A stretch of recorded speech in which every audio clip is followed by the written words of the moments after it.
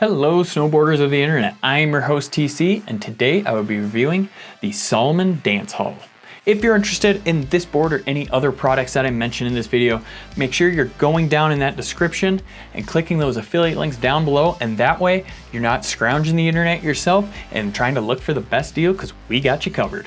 The Salomon Dancehaul is equipped with Salomon's rock-out camber profile. So what that means is you're gonna have rocker on the nose and on the tail, with a camber section that pretty much starts right outside of the inserts and goes pretty much until the inserts, and then you're just gonna have a flat section in between your feet. So what that's gonna do is that's gonna give you all that drive, pop, and stability that you're looking for, but that rocker section's gonna give you a little bit of float and ease an entry in and out of your turns.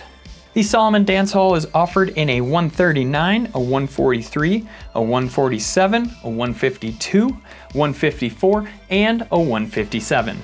I rode this board at Copper Mountain, where it started off as a nice sunny day, but as the day went on, the clouds pretty much started to roll in, the wind started to pick up, and towards the end of the day there, we started getting like Dippin' Dot snow, which was pretty weird, where wherever that snow fell, it became pretty grabby and slow. Until that point, the snow was nice and soft, real surfy, where you could still keep speed, not have to worry about slowing down or getting grabbed by it or anything like that. But as the day went on, it definitely turned into that, where seemingly with that cloud cover, somehow it even got warmer and just even slower out there. I used my Ride Fuse boots and my Jones Mercury FASE bindings. When we're talking overall flex on this board, it's coming in at about the middle of the road, but I will say it has slightly a directional flex to it. Just because you do have such a long nose on it and such a short tail, it feels like it is a little bit softer in the nose than it is in the tail, but I think that's just because of the geometry of it, where it's really not all that noticeable, but you could still power off that tail pretty well. And when we are talking torsional flex on this thing, it comes in at right at the middle of the road there. So you're not gonna be working too hard to get this thing to twist on you to get those little wiggles out of it.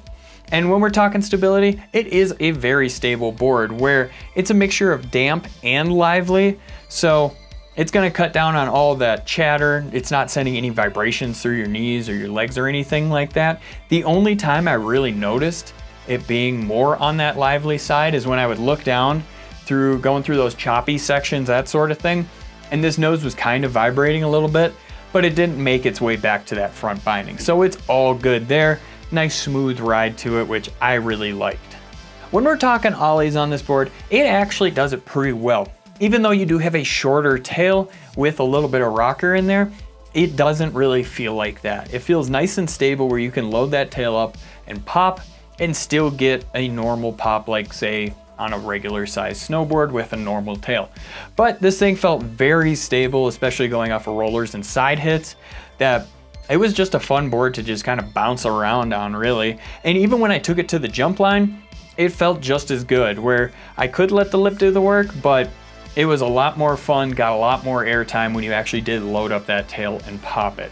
And the landings felt just as great, where you could really put that edge down and land. I will say, if you do rely on this tail too much when you're going off of jumps, it's not gonna hold up for you. So just keep that in mind. Try to land this thing bolts or a little back foot heavy, but don't rely totally on your back foot, because let's face it, there's not a lot of tail there to hold you. So just keep that in mind. But overall, it felt actually really good off the jumps, where it didn't feel like a super directional board.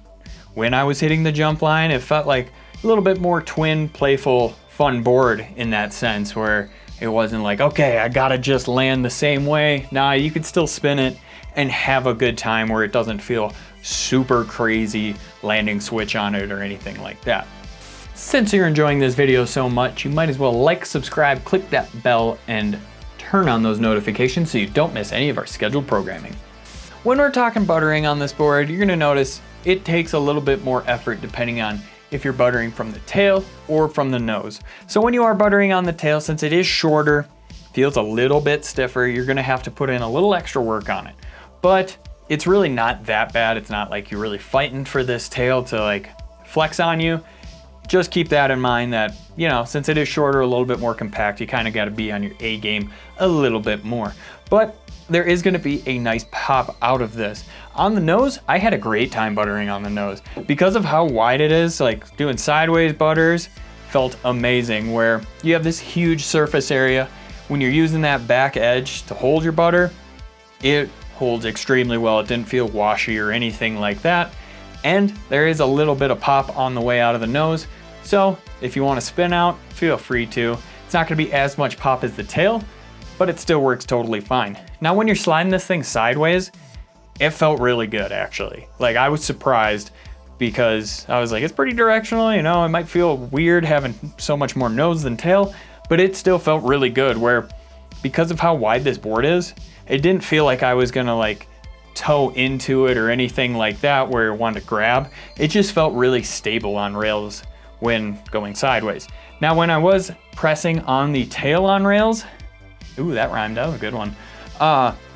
It definitely felt a little bit more just pretty much intensive there, where it's a shorter surface area to work with. It wants to load up. So just keep that in mind, especially if you're more of that intermediate to beginner rail rider. Probably not going to be for you. It's for that more of advanced rail rider if you are going to take it on rails in general. I think carving is probably the best facet of this board, where you can carve it off of both feet if you want to just straight up charge, go down the mountain, that sort of thing. Or if you want to keep it a little bit more loose and playful, just drive it off the back foot, and it feels so surfy and fun, where you could do a mixture of both. You could really do whatever you want on this board, and it's going to carve for you. Where I wasn't working really all that hard, even though it is wider, it still hits those short quick carves like no one's business, because you do have that shorter tail, that slightly volume shift. It's really not that bad. It holds up in really any conditions, but it really excels in that soft snow, where it's just fun, get a little surfy on it, just carve it around, do whatever you want, really. It is one of those types of boards where, yes, you can charge, you can just put the pedal to the metal on it, but then you can also just cruise on it and have a good time. Really that classic party board just for carving. Like, that's how much fun it is, where you want to go out and cruise with your friends, feel free to. You want to go out and charge with that other group of friends, feel free to. This thing will hit all of those carves.